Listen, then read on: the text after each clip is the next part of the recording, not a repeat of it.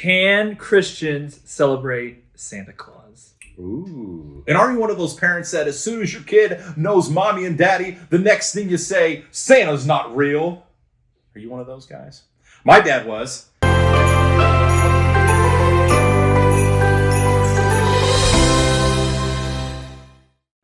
Hello, everybody. Welcome back to Becoming Branches. My name's Adam Cook. With me, as always, brother Pastor Dustin McKinney. We've had brother and pastor, an amazing, not related in that way, but through the blood of Christ.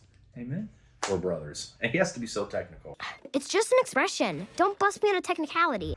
Oh, yeah. I couldn't believe in the big red man. Could you? Growing up? Absolutely, 100%. Really? So my mom was all about Santa. Maybe too much, Mom, for watching this. I still love you. But she loved Santa. Oh, my gosh. I let me get my thoughts. Only collecting here. I'm trying to be like Biden. Where am I going? I've always kind of was envious of kids who could believe in Santa Claus because there is a fun innocence in a way of believing in Santa. Now, I get, hey, Mom and Dad, you're watching, and I understand why you said, hey, I don't want you to hope and trust in something that's not real because... But you wrecked his childhood. I mean, a little bit. No, I mean, you did not. Not really. So tell me about it. Let's. This is going to be a Christmas episode. If you haven't unwrapped Feliz that, Navidad. we're going to talk about Christmas because it's Christmas time, and Merry Christmas to everybody. Merry Christmas. Merry Christmas. Merry Christmas. Merry Christmas. Merry Christmas. Merry Christmas.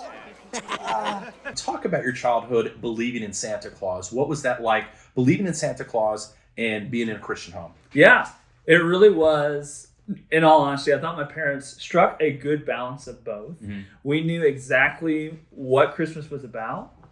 I think we got a little too excited about how many presents Santa was going to bring. Yeah. So I think our focus may have gotten distracted. But my parents did a great job of helping us understand what the true gift was, mm-hmm. why we were even getting gifts in the first place. And my mom was always about, well, I can't do my mom or make fun of her because... Were you about to do an impression? I was going to. Let's watch his mom impression. Here we go. I can't do it. Why would you start to do an impression and then you... I was going to say what my mom would say. She'd say, I don't believe in the person of Santa Claus, but I believe in the spirit of Santa Claus, in the sense of giving. What she was trying to say is that we should think of others, sure, and we should give and not be focused on receiving. And so that portion was really important to my parents. They did a fantastic job of getting that across, that this is not about, hey, we should get let's see how many presents we can get. Let's see how big our list can be to Santa Claus. But Santa Claus is doing this because Santa Claus believed, or Saint Nick, right? He was trying to give to others who had need. And Jesus tells us, what does love look like? It's taking care of orphans and widows. Yeah. It's not just words. Yeah. And so I appreciated that, but I've struggled now as a dad. Should we have Santa Claus? Should we Okay, not? So interesting. So what's the reservation of that thought? Because how much you enjoyed it. And you grew up, you're a pastor, you're a godly man. Why now the reservation when you're a father? Right, because when you're around Christian circles, a lot of Christians don't celebrate Santa Claus. Yeah.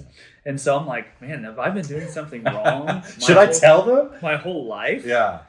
And my brother is a committed follower of Christ. Mm-hmm. My sister, a committed follower of Christ. And we all have Santa Claus. Okay. So I guess I'll put it this way. I don't think Santa Claus is going to make or break your salvation. Santa Claus, when I get to heaven, I don't think that's the question I'm going to be asked. But, however, Santa Claus can be a huge distraction, and it can absolutely steal, to the best that it can. It steals the glory and the spotlight of what this is all about. Mm-hmm. And so that's where my reservation comes from. Okay. And so when I ask the question, can Christians celebrate Santa Claus? I'm looking at you right in the eyes and I'm going to say, I don't know. I don't know. That was intense. I mean, I feel like nervous for you. Mm-hmm. So I didn't, like I said, my mom and dad, earliest memory, of sitting on Santa Claus's lap, it took the draws probably 5 or 6, knowing, oh man, you're not real. You're just a grandpa that smells like candy canes. And I had a moment. My family and I just went to Christmas at the zoo downtown Indianapolis. Mm-hmm. It's fun, and they have what they call this Santa Village and a Santa workshop, and they have reindeer there, and they have all this stuff there. It's $42 hot chocolate, and so anyway, my boys, because we said, hey, Santa's not real. This is about Jesus Christ, and not.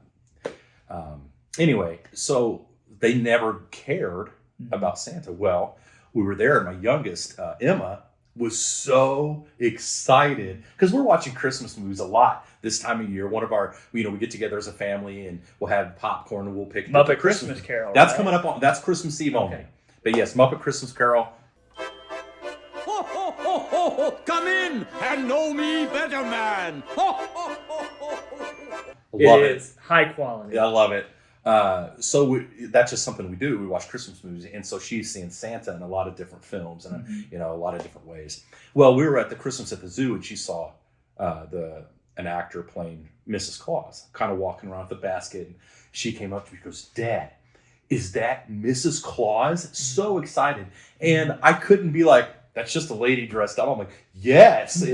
She ran over there. She gave her a hug, and she goes, "If you're here, that means Santa's here." She goes, "Yeah, honey, Santa's in his workshop." And then elves are there. Anyway, we go through line, and she couldn't wait to go sit on Santa's lap. And I could see from a parent's perspective how I'm not going to crush this for her right now.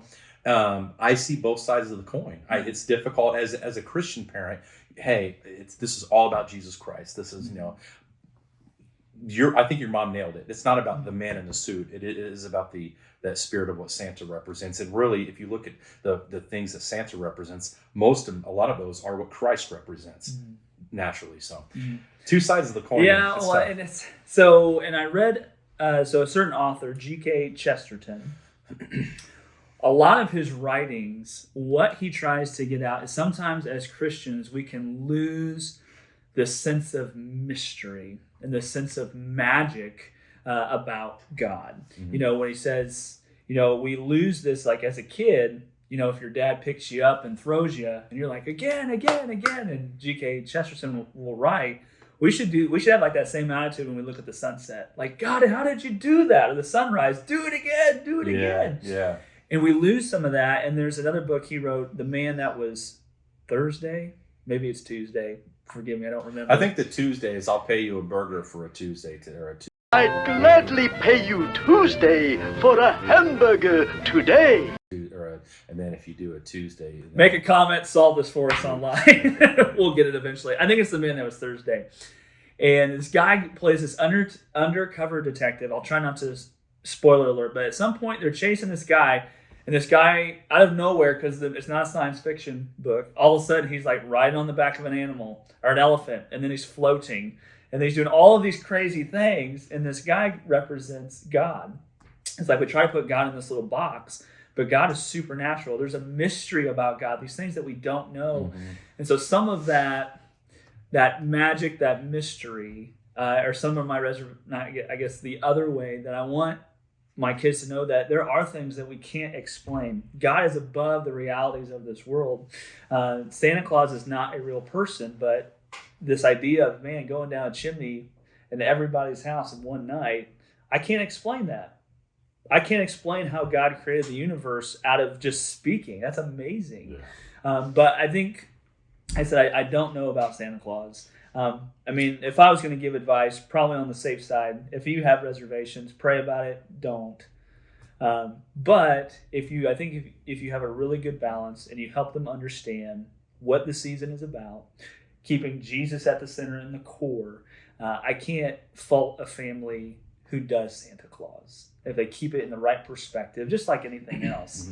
But that's my 2 cents. That's probably all it's worth. That is not doctrine, but that is a personal opinion that I've tried to form over the years. That's good stuff. So, over switching gears, but keeping in the Christmas realm, tell me, and I'm sure the listeners want to know, what was a classic, fun Dustin childhood Christmas morning, you're ready to roll setup? What was it like? Well, so of course I never slept ever. You were up the whole night? I was up the whole night. Because of Santa Claus. So Santa Claus is a cause for insomnia in children, which is there's a case study. More evidence for the no. So no bedtime. I was excited. Okay. I was very excited. I was the kid that, my parents were very strict. Like, you cannot peer out until like after a certain time. Yeah. Okay. So your brother and sister were in this too, because they believed in Santa Claus. they would stay up, but typically at some point they would fall asleep. Yeah. And so I would be typically the first one out. I'd go out and check, and then if the presents were there, I would always go through my stocking by myself. Uh-oh. Which you opened it up?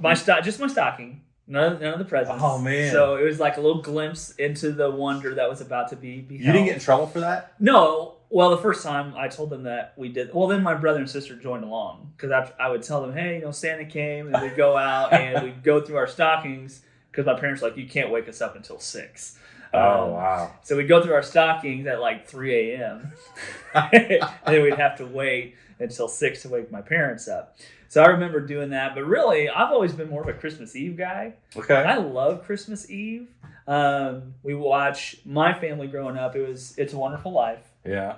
We did sugar cookies, which, again, my mom's sugar cookies. So that alone was pretty magical. Yeah. And so we would do sugar cookies together. We would watch It's a Wonderful Life. We'd always get new PJs on Christmas Eve that we'd wear to bed. And just our family, there's Christmas music playing the whole time. Okay, important question. What Christmas music do you have a memory of? Oh, my dad played this. Yeah. What was it? I'm ashamed to say. Don't be ashamed. No. This is a safe zone Yeah. here. Alabama Christmas. You should be ashamed. And we'll just edit this part out. No, I loved Alabama. And NSYNC. And Amy Grant. How do you go from... That was my sister. Wait a my minute. sister Hold always on. wanted to play NSYNC. We got to unpack this. Alabama to NC. Yes. And then throw in some Amy Grant in there as well. Wow. Yeah. And then my mom, Wow. she'd be more like classic. Like she wants like Nat King Cole and Yeah. Frank Sinatra. Bing Crosby. And then I'm like, when I got old enough and became a Relient K fan, then I was like, Relient K Christmas album. That all the is way. That's like my great. favorite. That is we listen to that. 12 Days of Christmas by Oh, Reliant. fantastic. Is amazing. For calling birds. So that's cool. My sister and I, again, there was no Santa, so there was no up till 3. We went to bed. One thing that I remember is that was irritating as a kid, but I think it's fun to think about now, and I do as well. My sister and I would be excited, and we would sit around the tree, but we couldn't just start on Christmas presents. My dad would get us around the tree, and he would take his time, and he would sit down, and meanwhile, we're just eyeing the presents.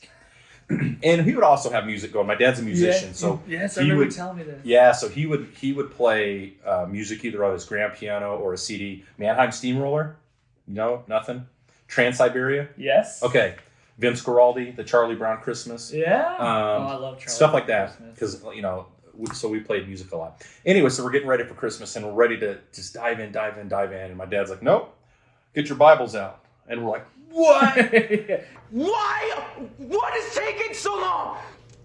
I wasted all day. What? Read the Christmas story, right? Yeah, or just a version of, why this is why we're doing this. Yeah. It's not about presents. We're blessed to have presents, Yes. and let's give this to God. Fantastic stuff, and stuff that I've utilized in the past as well. But we couldn't get into the presents until So here I am, 9 years old. I see these big presents, and my dad is like, "All right, Adam, what do you?" I'm like, "I don't care." You're like, resenting the Christmas story now. And that's how I grew up to be. I play Scrooge now on TV because my dad. No, so that's what we did. And looking back on it, of course I know why he did that, and it's awesome that he did that. Yeah. We do that too. So one of the things we always did also is always spaghetti on Christmas Eve. Interesting. Yes. Every Christmas Eve it's spaghetti. And so that's something that my family has adopted. What about Christmas Eve with fried potatoes like hash browns? No, we don't. Shout out to my mom. She does spaghetti with fried potatoes. Oh. And together. That actually sounds pretty awesome. She loves it, and Okay. she actually thought everyone ate that way until she met my dad. And when they were first married, they're having spaghetti, and my mom put fried potatoes in. My dad's like, "What are you doing?" She's like, "What do you mean? What am I doing?" Anyway, try fried potatoes and spaghetti. Sorry to interrupt you. Go ahead. No, but so we read the Christmas story typically right before we eat. Okay. On Christmas Eve. Linus version. I mean, kind of. Yeah. No, we usually read out of Luke chapter 2. But I love Charles Brown Christmas, Linus' speech. Yeah. Man, I used to show that as a teacher. I'm like, this is so good. And that's it. That's it. Glory to God in the highest. That's it. For unto you a child is born, a son is given. And so hopefully, I mean, we've been talking about Santa Claus and all this, but the reason we're talking about it, the reason we're discussing it is because we want to honor Christ. Yeah. And we want to make sure that our listeners, that you are plugging into Jesus as the vine. That's the reason why we've named our whole podcast this. And we want the Christmas season, because it's easy to get caught up, right? You know, commercialism and all that good stuff. But we want to get back to our roots. In fact, I just want to read this real quick. This is Psalm 51:12. This is David. He says, "Restore to me the joy of your salvation." And what we want Christmas to mean to you, I mean, all over the Bible, you see these calls to remember, right? Because we often forget. And so Christmas, yes, don't get caught up in the commercialism, but there's nothing wrong with being excited about a gift. There's nothing wrong with being excited about spending time with family, but use that as a memorial to remember what God had done. And if you want to know what God had done, go read Philippians chapter 2.